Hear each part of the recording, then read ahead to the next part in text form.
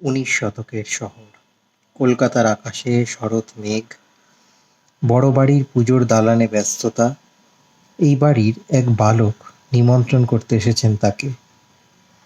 শুনে বললেন, ভাই, আমায় কেন, রাধাপ্রসাদকে বলো। বক্তা রাজা রামমোহন রায়, বালকটি দেবেন্দ্রনাথ ঠাকুর। তবে কি রামমোহন প্রচলিত ধর্মবিদ্রোহী?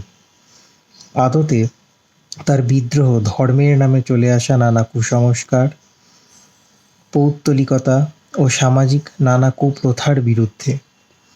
এই বিদ্রোহের জন্য গনগনে আগুনের আঁচ অবশ্য পরিবার, সমাজ, ধর্ম থেকে কম পাননি রামমোহন।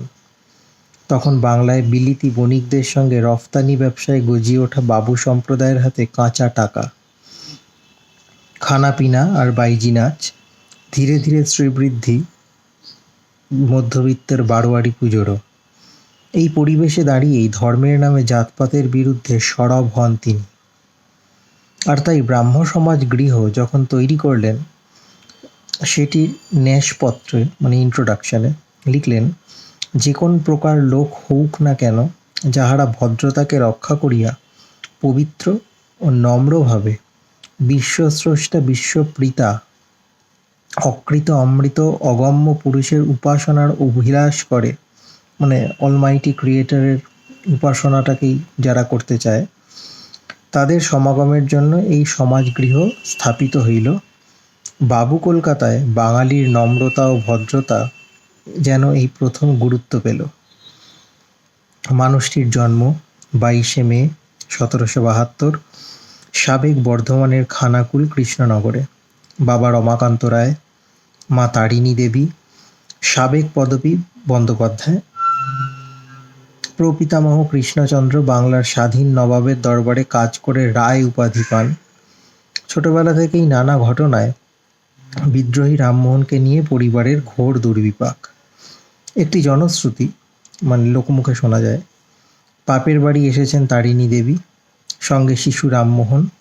পুজোর পরে দাদু শ্যাম ভট্টাচার্য শিশু রামমোহনকে পুজোর নৈবেদ্য বেলপাতা দিয়েছেন। খানিক বাদে দেখা গেল রামমোহন তা চিবোচ্ছেন। ক্রোধে অধীর তারিণী দেবী রামমোহনকে থাপ্পড় মেরে বেলপাতা মাটিতে ফেলে বাবাকে তিরস্কার করলেন। রেগে গিয়ে মেয়েকে অভিশাপ বাবার, তুই আমার বেলপাতা ফেলে দিলি, তুই এই ছেলেকে নিয়ে সুখী হবি না, এ ছেলে বিধর্মী হবে। সঙ্গে আশীর্বাদও, এ পুত্র রাজপূজ্য এবং অসাধারণ লোক হবে। অসাধারণই বটে, কিন্তু মা বাবার সঙ্গে সম্পর্কটিও অসাধারণ হয়ে গেল কালে কালে। পৌত্তলিকতার বিরোধিতা করছে ছেলে, সুতরাং মা ছেলেকে ত্যাগ করলেন। ভিটে ছেড়ে রামমোহন রঘুনাথপুরে শ্মশান ভূমির উপরে বাড়ি তৈরি করলেন, সঙ্গে একটি মঞ্চও।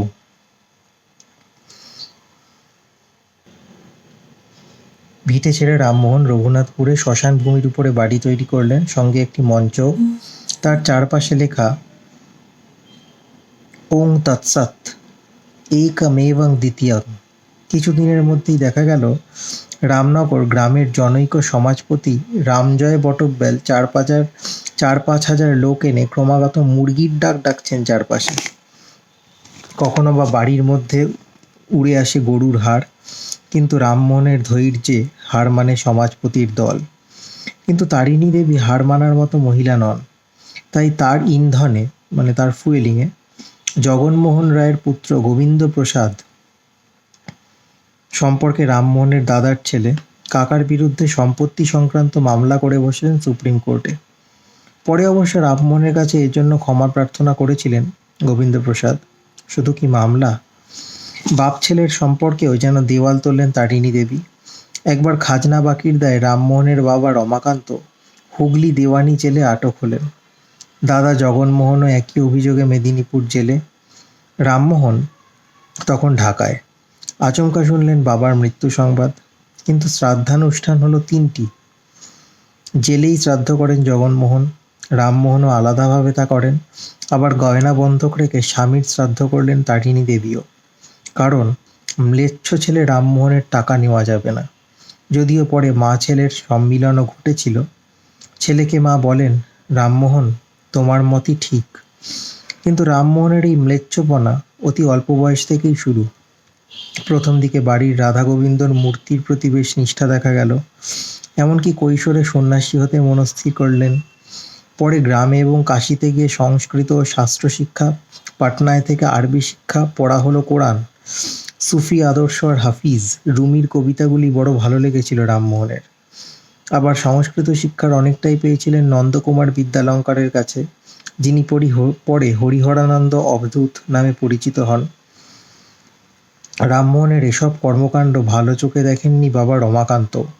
ছেলের পৌত্তলিকতা বিরোধী হিন্দুদিগের পৌত্তলিক ধর্মপ্রণালী বই প্রকাশের পরে সমস্যা আরও বাড়ে।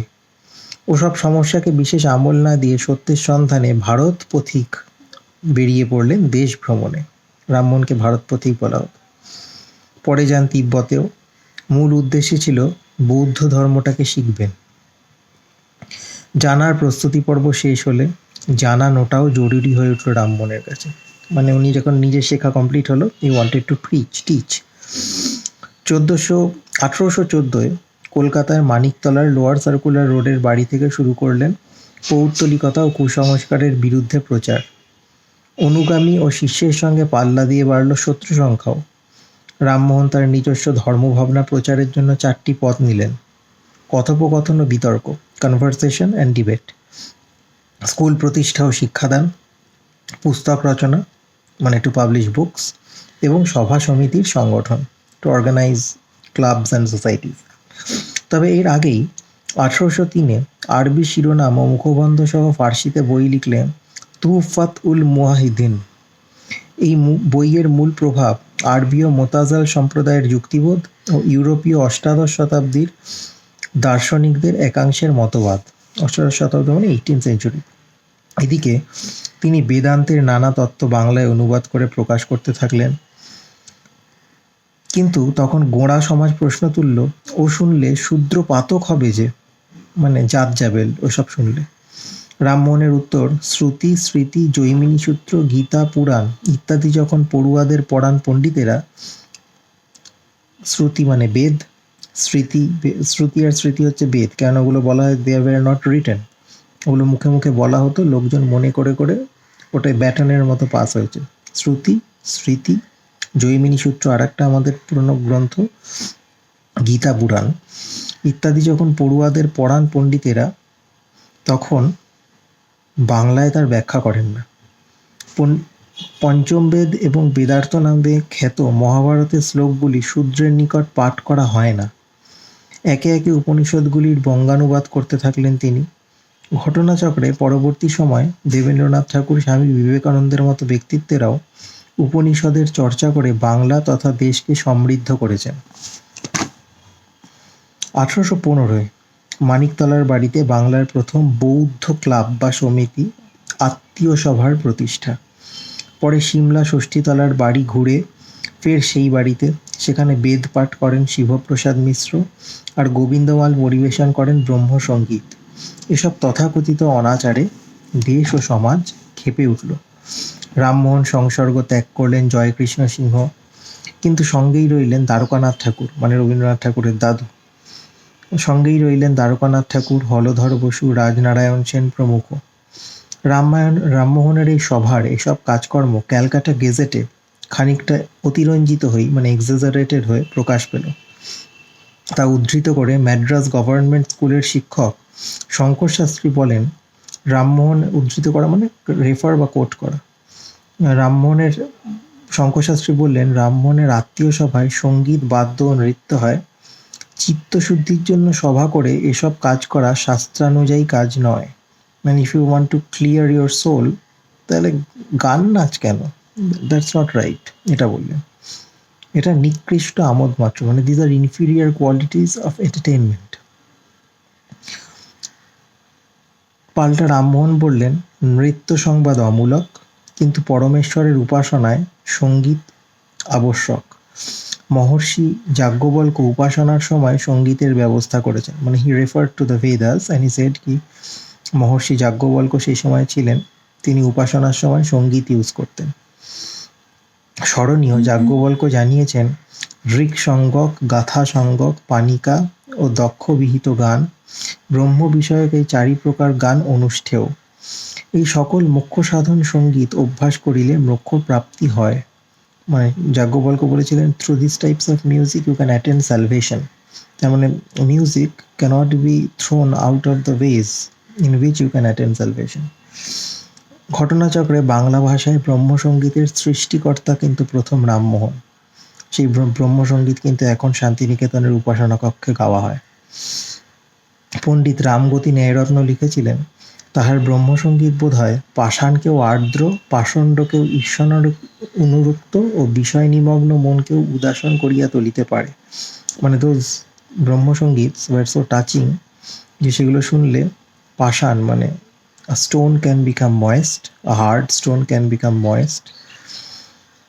পাষণ্ডকেও ঈশ্বরানুরক্ত, মানে যে লোকটা একদম ঠাকুর ঠাকুর মানে না সেও ঈশ্বরের প্রতি অনুরক্ত হতে পারে। ও বিষয় নিমগ্ন মনকেও, মানে hard mundane and practical man, সেও ধীরে ধীরে স্পিরিচুয়াল হয়ে উঠতে পারে। কিন্তু উদাসীন হওয়া দূরস্থ, বরং রামমোহনের ব্রহ্মের ধারণাকে নস্যাৎ করতে বাছা বাছা দুর্বাক্য সহ এগিয়ে এলেন মৃত্যুঞ্জয় বিদ্যালঙ্কার। লিখলেন বেদান্ত চন্দ্রিকা, দাবি করলেন পরমাত্মার দেহ আছে। রামমোহন নানা সূত্র দেখিয়ে প্রমাণ করলেন পরমাত্মার দেহ আছে, মানে যেটাকে আমরা দ্য অলমাইটি এনার্জি বলছি, it is not an energy, it has a body form also. সেটা দাবি করলো মৃত্যুঞ্জয় বিদ্যালঙ্কার। রামমোহন সেটার উত্তরে নানা সূত্র দেখিয়ে প্রমাণ করলেন এসব কথা বলা মানে সব বেদকে তুচ্ছ করা, এবং ফের বললেন পরমেশ্বর নিরাকার ও চৈতন্য স্বরূপ। মানে উনি বললেন যে এইটার বেদে এই কথাটা বলা নেই, বেদে বরং বলা আছে যে the Almighty does not have a form, it is formless, and চৈতন্য স্বরূপ মানে it is just a consciousness. আর এক পণ্ডিতকেও যুক্তিতর্কে পরাস্ত করেন রামমোহন। বিহারীলাল চৌবের বাড়িতে এক মহাসভা, প্রধান সমাজপতি রাজা রাধাকান্ত দেবের উদ্যোগে উপস্থিত দেশের বড় বড় সব পণ্ডিত। সবারই উদ্দেশ্য ব্রহ্মজ্ঞানী রামমোহনকে ঠেকাতে হবে। রামমোহনের প্রধান প্রতিপক্ষ সুব্রহ্মণ্য শাস্ত্রী। তিনি শুরুতেই বাঙালির কৌলিন্য নিয়ে প্রশ্ন তুলে দিলেন। কৌলিন্য মানে জাত, বাঙালির জাত, কুলীন কতটা তারা। তিনি শুরুতেই বাঙালির কৌলিন্য নিয়ে প্রশ্ন তুলে দিলেন, বঙ্গদেশে সৎ ব্রাহ্মণই নেই, মানে বঙ্গদেশে কোনো ঠিকঠাক ব্রাহ্মণ নেই, তাই এখানে বেদ পাঠ উচিত নয়। কিছুক্ষণের জন্য সভা স্তব্ধ, কিন্তু এবার রামমোহন উঠে তার যুক্তি চালে পরাস্ত করে দিলেন শাস্ত্রী মহাশয়কে। কিন্তু বারবার পরাস্ত হয়েও গোড়া পণ্ডিত সমাজ ছেড়ে দেয়নি রামমোহনকে। এমনকি এও শুনতে হলো রামমোহনের এসব বেদান্ত সংক্রান্ত লেখালেখির কারণেই নাকি যশোরে ওলা ওঠা হয়েছে। ওলা ওঠা মানে লেপ্রসি। কাশিমবাজারে মহামারীর আশঙ্কা দেখা দিচ্ছে, যদিও এর প্রকৃত কারণ ছিল ভাগীরথীর গতিপথ বদলানো। এসব বিদ্রোহের কারণে মনে হতে পারে রামমোহন হিন্দু শাস্ত্রের বিরোধী। কিন্তু পাদ্রীদের হিন্দু ধর্ম ও সংস্কৃতি বিষয়ে পাদ্রী মানে প্রিচার্স, পাদ্রীদের হিন্দু ধর্ম ও সংস্কৃতি বিষয়ে নানা অপব্যাখ্যা সম্বলিত পত্রপত্রিকার বিরুদ্ধে সংবাদ কৌমুদীতে সরব হন এই রামমোহনই। পাদ্রী মানে ক্রিশ্চিয়ান প্রিচার্স। আবার শ্রীরামপুরের এক পাদ্রী সমাচার চন্দ্রিকায় হিন্দু শাস্ত্রের বিরুদ্ধে আক্রমণ শানিয়ে চিঠি লিখলে তারও পাল্টা উত্তর দেন রামমোহন। পাশাপাশি খ্রিস্ট ধর্মের বিরুদ্ধেও কিছু কথা যুক্তি সহকারে পেশ করলেন ব্রাহ্মণ সেবাদিতে। তার বক্তব্য, হিন্দু শাস্ত্রের বিষয়ে খারাপ কথায় ভরা পুস্তিকা প্রচার, প্রকাশ্যে নিজ ধর্মের মাহাত্ম্য বর্ণন ও অন্য ধর্মের বিষয়ে নেতিবাচক কথাবার্তা বলা, মানে নেগেটিভ কথাবার্তা বলা, এবং গরিব মানুষকে প্রলোভিত করা যুক্তি ও বিচার সঙ্গত নহে। সেই সময় তো হিন্দু ধর্ম থেকে খ্রিস্টানে ট্রান্সফরমেশনের জন্য খুব প্রলোভন দেখানো হতো গরিব মানুষদের, যে তুমি খ্রিস্টান হয়ে যাও, তোমাকে টাকা দেবো, পয়সা দেবো, যেটা ঠিক নয়। পাশাপাশি মহামানব যীশুখ্রিস্ট ও খ্রিস্ট ধর্মতত্ত্ব সম্পর্কে 5টি প্রশ্ন ছুড়ে দেন পাদ্রী সাহেবদের দিকে। স্মরণীয়, বাইবেল পাঠ করার জন্য গ্রিক ভাষা ও 6 মাস ধরে ইহুদি শিক্ষক রেখে হিব্রু শিখেছিলেন রামমোহন। ঘটনাচক্রে একটি অনুবাদ কার্য নিয়ে পাদ্রী অ্যাডাম সাহেব এবং রামমোহনের ঘনিষ্ঠতা তৈরি হলো। কিন্তু এই পরিণাম খ্রিস্টীয় ত্রিতত্ত্ববাদ, মানে দ্য ক্রিশ্চিয়ান ট্রিনিটি সম্পর্কে আর নিষ্ঠাবান থাকতে পারলেন না Adam. Due to this discussion হলেন ইউনিটেরিয়ান। খ্রিস্টান মহলে তার নতুন নাম হলো সেকেন্ড ফলেন অ্যাডাম। বাইবেল থেকে খ্রিস্ট উপদেশ সংগ্রহ করে precepts of Jesus guide to peace and happiness নামে একটি বই প্রচার করেন রামমোহন, কিন্তু এর বিরোধিতা করে মার্শম্যান সাহেব জানালেন এতে খ্রিস্টের ঈশ্বরত্ব অলৌকিক বিষয়গুলি নেই। মার্শম্যানের বক্তব্যের অসারতা তুলে ধরে এর পাল্টা হিসেবে 3টি অ্যাপিল পুস্তিকা বার করেন তিনি। এরপরে মার্শম্যান পরাজিত হন। এই বিচারে ইন্ডিয়া গেজেট এই ঘটনা সম্পর্কে লিখল, এই বিচারে দেখা গেল রামমোহন রায় এদেশে এখনো তাহার সমতুল্য লোক খুঁজে পাননি। এমন সমতুল্য লোক বোধহয় দেখেননি উইলিয়াম ডিগবিও। একবার তার কাছে চাকরি চেয়ে আবেদন জানালেন রামমোহন, কিন্তু শর্ত রাখলেন কর্মসূত্রে ডিগবির সঙ্গে দেখা করতে এলে তাকে উপযুক্ত আসন দিতে হবে। অন্যদের প্রতি যেসব হুকুম জারি করা হয় তা তার ক্ষেত্রে চলবে না। সাহেব খানিক অবাক, কিন্তু তার জহুরির চোখ। এই শর্ত অনুযায়ী আইনি লেখাপড়া হলো। পরে ওই দুজনের সখ্য গভীর হয়। চাকরি সূত্রে রামগড়, ভাগলপুর এবং রংপুরে ছিলেন রামমোহন। ভাগলপুরের একটি ঘটনা ঘটে। রামমোহনের পালকি চলেছে, পথের পাশেই দাঁড়িয়ে থাকা কালেক্টর স্যার ফ্রেডরিক হ্যামিল্টনের দৃশ্যটা সহ্য হলো না, পালকি থামাতে বললেন। শেষে ঘোড়া ছুটিয়ে রামমোহনের পথ আটকালেন। রামমোহন বললেন, আমি আসলে আপনাকে দেখতে পাইনি, কিন্তু তাতেও অপমানের মাত্রা কমল না। শেষে রামমোহন পালকি নিয়ে চলে গেলেন। গোটা ঘটনা বড়লাট লর্ড মিন্টোকে চিঠিতে জানালেন। বড়লাট খুব একচোট বকাবকি করলেন কালেক্টরকে। ধর্ম আন্দোলনের পাশাপাশি রামমোহনের জীবনের অন্যতম বড় সামাজিক কাজ সতীদাহ নিবারণ। কিন্তু এই বিষয়ে কথা বলার আগে একটু পিছন ফিরে তাকাতে হয়। নারীর প্রতি রামমোহনের এই মমত্বের কারণটি কি? ঘটনা 1। রামমোহন তখন তিব্বতে। এখানে বেশিরভাগ বাসিন্দা লামা উপাধিধারী মানুষকেই ব্রহ্মাণ্ডের সৃষ্টিকর্তা ভাবেন, কিন্তু এখানকার নারীদের তিনি এর বিরোধিতা করে রামমোহন এর বিরোধিতা করে সমাজের রোষানলে পড়লেন। মানে ওখান তিব্বতের সোসাইটি ওনার উপর রেগে গেল, কিন্তু এখানকার নারীদের স্নেহে তিনি বেঁচে ফেরেন। এই ঘটনা জীবন ভর রামমোহন কৃতজ্ঞতার সঙ্গে স্মরণ করেছেন। ঘটনা 2। ধুধু করে জ্বলছে আগুন। নিথর স্বামীর সঙ্গে স্ত্রীকে বেঁধে রাখা হয়েছে। তার আর্তনাদ ধামাচাপা দেওয়ার জন্য বাজছে কাড়া না কাড়া ঢাক ঢোল। স্ত্রী যাতে পালাতে না পারে সেজন্য তার বুকে দুদিকে বাঁশ চেপে রেখেছে যমদূতের মতো 2টি লোক। এসব বর্ণনা সংবাদপত্রে তখন আকছাড়। রামমোহন ঠিক করলেন এ তিনি বন্ধ করবেনই। ঘটনা 3। রামমোহনের বাড়িতেই ঘটল একটি সহমরণের ঘটনা। তার বড় ভাই জগনমোহনের দ্বিতীয় স্ত্রী অলোকমণি দেবী 1810-এর 8ই এপ্রিল সহমরণে যান। এই বিষয়টি আরও দৃঢ় সংকল্প করে তোলে রামমোহনকে। এই সমস্ত ঘটনা প্রবাহেরই বোধহয় ফলশ্রুতি 1818-এ প্রথম আবেদনপত্র।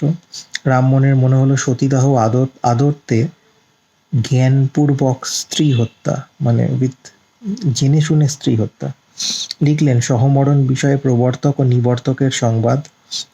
পরের বছরই ওই নামে দ্বিতীয় সংবাদ।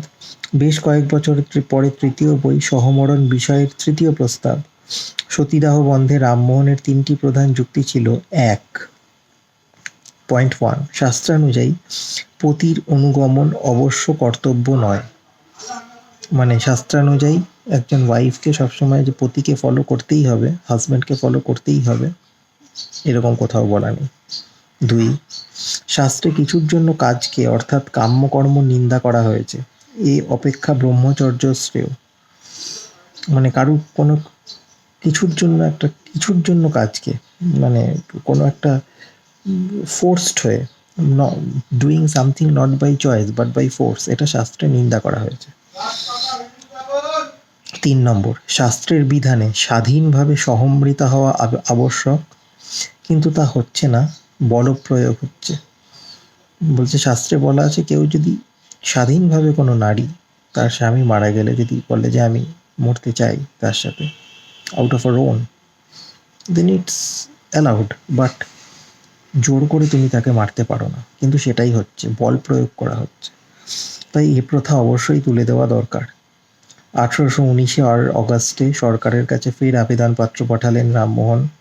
সতীদাহের ঘটনায় বলপ্রয়োগের নিদর্শনগুলি পাওয়া যায় জেমস পেগসের the suttee's cry to Britain, Fanny পার্কসের বইগুলিতে। 1823 পুলিশের প্রকাশিত একটি বিজ্ঞাপনে 575টি সতীদাহের উল্লেখ হয়েছে। এর মধ্যে 32 জনের বয়স 20 বছরেরও নিচে, 208 জনের 20 থেকে 40 বছর বয়স। পাশাপাশি রামমোহন স্বয়ং নানা ক্ষেত্রে উপস্থিত হয়ে এই কুপ্রথা রোধের চেষ্টা করেন। একবার শুনলেন বীর নৃসিংহ মল্লিকের পরিবারের কেউ সহমৃতা হওয়ার জন্য গঙ্গা তীরে এসেছেন। রামমোহন ছুটে গিয়ে রসারতা বোঝাতে লাগলেন। শুনলেন হিন্দুর কার্যে মুসলমান কেন, মানে ওকে মুসলমান বলল, মানে তুমি বিধর্মী। একবার কালীঘাটেও ছুটে গিয়েছিলেন, কিন্তু সফল হননি। এদিকে সতীদাহের সমর্থনে 100 পাতার বই পর্যন্ত প্রকাশিত হয়। এই সব বাদ বিবাদের মধ্যেই শেষ পর্যন্ত উইলিয়াম বেন্টিঙ্ক 1829 4 ডিসেম্বর এই কুরীতি তুলে দিলেন। কিন্তু এর ফলে ধর্মসভার ক্রোধে ধর্মচ্যুত ও কার্যত একঘরে হলেন রামমোহন। তবে তারপরেও বারবার হিন্দু পুরুষের বহু বিবাহ নিবারণ, মানে পলিগ্যামি, কন্যাপণের বিরুদ্ধেও সরব হয়েছেন, মানে পলিগ্যামি অ্যান্ড ডাউরি, এই দুটোর বিরুদ্ধে উনি কাজ করেছেন। ঘটনাচক্রে রামমোহনের কিন্তু নিজের 3টি স্ত্রী। প্রথম স্ত্রী মারা যান, এরপর কুরমুন পলাশীর শ্রীমতী দেবী ও পরে ভবানীপুরের উমাদেবীর সঙ্গে বিয়ে। অনেকের মতে বিধবা বিবাহের সপক্ষে ছিলেন না রামমোহন, এটা অনেকে বলে, কিন্তু তা ঠিক নয়। এক জায়গায় স্পষ্টতই তিনি লিখছেন, তন্ত্র বচন অনুসারে বিধবার পুনর্বার বিবাহ করা উচিত। রামমোহন এমন ধারারই, প্রচলিত মতের উল্টো কথা বলেন। বাবু ও বিলিতি উভয় সম্প্রদায় সুরাপানে অভ্যস্ত হলেও তা সম্পর্কে জনমানসে নেতিবাচক ধারণা ছিল। কিন্তু রামমোহন কায়স্থের সহিত মদ্যপান বিষয়ক বিচারে মদ্যপানকে সমর্থনই করেছেন। তবে বাবুদের সঙ্গে রামমোহনের পার্থক্য তার মাত্রাবোধ, লিমিট। শোনা যায় সুরাপানের সময় একটি পেগ পিছু একটি করে কড়ি রাখতেন। নির্দিষ্ট সংখ্যক কড়ি হলেই আর তিনি তা ছুতেন না, মানে লিমিটেড নাম্বার অফ পেগসই খেতেন, একটা বেশি খেতেন না। একবার এক বন্ধু কয়েকটি কড়ি সরিয়ে রাখলেন মজা করতেই, মানে কড়িগুলো ছোট ছোট পাওয়া যেত, এই কড়ি সরিয়ে রাখলে তো আরো বেশি খেয়ে ফেলবেও। কিন্তু তা টের পেলেন রামমোহন, বলে উঠলেন, মূর্খ বন্ধুর থেকে পণ্ডিত শত্রুও ভালো। একটা সময় ইংরেজিতে শিক্ষার বদলে সংস্কৃত ও ফার্সি শিক্ষার বিষয়ে সমাজপতিরা উঠে পড়ে লাগলে সেটাও যেন মূর্খামি হিসেবেই দেখেন রামমোহন। বড়লাট লর্ড আর্মহার্স্টকে তিনি সংস্কৃত কলেজ প্রতিষ্ঠার যৌক্তিকতা নিয়ে প্রশ্ন তোলেন। এও জানান এর অর্থ সরকার দেশবাসীকে অজ্ঞতার অন্ধকারে রাখতে চাইছে। দেখো কত প্র্যাকটিক্যাল সেই সময়, বলছে যে ইংলিশে শিক্ষা দাও, শুধু সংস্কৃত আর ফার্সি শিখিয়ে কী হবে, এদের ফিউচার কী হবে। আসলে তিনি জানতেন ইংরেজি শিক্ষার মাধ্যমে পাশ্চাত্যের জ্ঞান বুদ্ধির প্রবেশ ঘটবে বাঙালির ঘরে। তাই আলেকজান্ডার ডাফ সাহেবের ইংরেজি স্কুলের জন্য নিজের ব্রাহ্ম সমাজের ঘরটি দিয়ে দেন রামমোহন। 1822 নিজেই ইংরেজি শিক্ষার জন্য স্কুল প্রতিষ্ঠা করেন। পাশাপাশি সাধারণ পাঠ্য বাংলা গদ্য গ্রন্থের অন্যতম পথিকৃৎ তিনি। একটি অমর কীর্তি গৌড়ীয় ব্যাকরণ, পাশাপাশি বাংলায় কমা, সেমিকোলন, জিজ্ঞাসাবোধক চিহ্ন ব্যবহারে বাংলা গদ্যকে কৈশোরে পৌঁছে দিয়েছেন তিনি। আমি জানতামও না যে এই পাংচুয়েশনসগুলো উনি অ্যালাউ করেছেন, মানে উনি ইন্ট্রোডিউস করিয়েছেন from English language into Bengali. লিখেছেন জিওগ্রাফি, ভূগোল, খগোল, জ্যোতির্বিদ্যার বই, জ্যামিতি সংক্রান্ত বইপত্র। কত জ্ঞানী দেখো। কিন্তু ইংরেজি শিক্ষার সমর্থক মানেই কিন্তু ইংরেজের সব কাজকে তিনি সমর্থন করেছেন তা নয়। 1823 31 মার্চ সংবাদপত্রের স্বাধীনতা হরণে আইন করল সরকার। বিরোধিতায়, যেটার জন্য জালিয়ানওয়ালা বাগ ওই সময় আটকে ছিল। 1823 31 মার্চ সংবাদপত্রের স্বাধীনতা, মানে সংবাদপত্রে সব নিউজ দেওয়া যাবে না, যেটুকু ব্রিটিশরা অ্যালাউ করবে সেটুকুই দেওয়া যাবে। 31 মার্চ সংবাদপত্রে স্বাধীনতা হরণে আইন করল সরকার। বিরোধিতায় রামমোহন সহ অন্যেরা ইংল্যান্ডের রাজা চতুর্থ জর্জের কাছে আবেদনপত্র পাঠালেন। তাতেও লাভ না হওয়ায় তারা ফার্সি পত্রিকা মিরাতুল আকবর পত্রিকার প্রকাশটাই বন্ধ করে দেন। ইংরেজ সরকারের নানা কর্মকাণ্ডের বিরুদ্ধে বিদ্রোহ ঘোষণা করলেও তাদের দেশটি দেখার বড় স্বাদ হয় রামমোহনের। 1830 15 নভেম্বর সোমবার পালিত পুত্র রাজারাম, রামরত্ন মুখোপাধ্যায়, রামহরি দাস আর দুটি গাভী, মানে গরুকে নিয়ে উঠলেন অ্যালবিয়ান জাহাজে। জাহাজের দিনগুলি বেশ কঠিন, কিন্তু ঝড় উঠলেই জাহাজের ডকে চলে আসেন রামমোহন সমুদ্রের রুদ্ররূপ দেখতে। একদিন জাহাজ উত্তম আশা অন্তরীপে নোঙর ফেলল। তীরে যেতে গিয়ে পড়ে গিয়ে পা ভাঙল রামমোহনের, কিন্তু ওই অবস্থাতেও শুনলেন দুটি ফরাসি জাহাজ এসছে। সে দুটির মাথায় পতপত করে উঠছে উপপ্লবের পতাকা। ঘটনাচক্রে এর কিছু উপপ্লব মানে সেই সময় জুলাই বিপ্লব ঘটেছে, the July revolution in France. ঘটনাচক্রে এর কিছুদিন আগেই ফ্রান্সে ঘটে গিয়েছে জুলাই বিপ্লব। দেখতে গেলেন রামমোহন। সে জাহাজ ছাড়ার সময় চিৎকার করে বলে উঠলেন, glory glory glory two France. পরে ফ্রান্সে গিয়ে সম্রাট লুই ফিলিপের ভোজসভায় যোগদান। কবি টমাস মোরের সঙ্গে সখ্য রামমোহনের ফরাসি মুগ্ধতারই সাক্ষ্য দেয়। 4 মাস 23 দিন পরে লিভারপুলে পৌঁছে হোটেলে উঠলেন রামমোহন। আলাপ হলো পণ্ডিত উইলিয়াম রস্কোর সঙ্গে। লন্ডন যাওয়ার পথে ম্যানচেস্টারে রামমোহন দেখলেন কারখানা, ম্যানচেস্টার তখনকার ফ্যাক্টরি ছিল, কারখানা, শিল্প বিপ্লবের যন্ত্র, ইন্ডাস্ট্রিয়াল রেভলিউশন ওখানেই তো শুরু হয়েছিল। ইংল্যান্ডে জেরেপি বেনথামের সঙ্গে ইংল্যান্ডের অধীশ্বরের সঙ্গে দেখা, রাজা ও ইস্ট ইন্ডিয়া কোম্পানির ভোজসভায় যোগদান, নানা ঘটনায় দিনগুলি কাটতে থাকে। ইউনিটেরিয়ান খ্রিস্টানরাও রামমোহনের সম্মানে সভার আয়োজন করলেন। সেখানে দ্য ওয়েস্টমিনস্টার রিভিউয়ের সম্পাদক স্যার জন বাউরিং তার বক্তৃতায় বললেন, প্লেটো, সক্রেটিস, মিল্টন বা নিউটন হঠাৎ এসে উপস্থিত হলে যেমন মনের ভাব হবে, আজ রামমোহন রায়ের অভ্যর্থনায় হাত বাড়িয়ে সেইটাই অনুভব করছি। এই পর্বের একটি গুরুত্বপূর্ণ ঘটনা ইউটোপিয়ান সোশ্যালিজমের অন্যতম প্রবক্তা রবার্ট ওয়েনের সঙ্গে রামমোহনের থিওরিটিক্যাল বিতর্ক। তবে এসব ঘটনায় কোথাও মনে করার অবকাশ নেই রামমোহন ইংল্যান্ড আপ্লুত হয়ে যান। বরং ইংল্যান্ডে এসে ভারতবাসীদের সরকারি কাজে পদোন্নতি, একজন ইউরোপীয় বিচারকের সঙ্গে দেশীয় বিচারক নিয়োগের প্রস্তাব দেন পার্লামেন্টারি কমিটির কাছে। ঘটনাচক্রে ইংল্যান্ডের রাজসভায় রামমোহন যান দিল্লির বাদশার দূত হিসেবে। বাদশার কাছ থেকেই রাজা উপাধি প্রাপ্তি। যদিও সাধারণ ইংরেজ জীবনের সঙ্গে রামমোহনের সখ্য গড়ে উঠতে সময় লাগলো না। এখানেই এক অন্য রামমোহন রায়ের জন্ম হয়। গল্পটা এরকম, রেভারেন্ড ডেভিসনের বাড়িতে গিয়েছেন একদিন রামমোহন। সেখানে এক শিশুর নামকরণ অনুষ্ঠান চলছে, নেমিং আর কি। বাড়ির লোকের আবদার নাম দিক রামমোহন। শিশুটিকে কোলে নিয়ে রামমোহন তার নাম দিলেন রামমোহন রায়।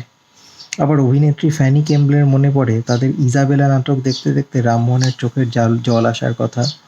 ব্রিস্টলে থাকলে রামমোহন থাকতেন মিস কিডল এবং মিস কাসলের অতিথি হিসেবে স্টেপলটন গ্রোভের বাড়িতে।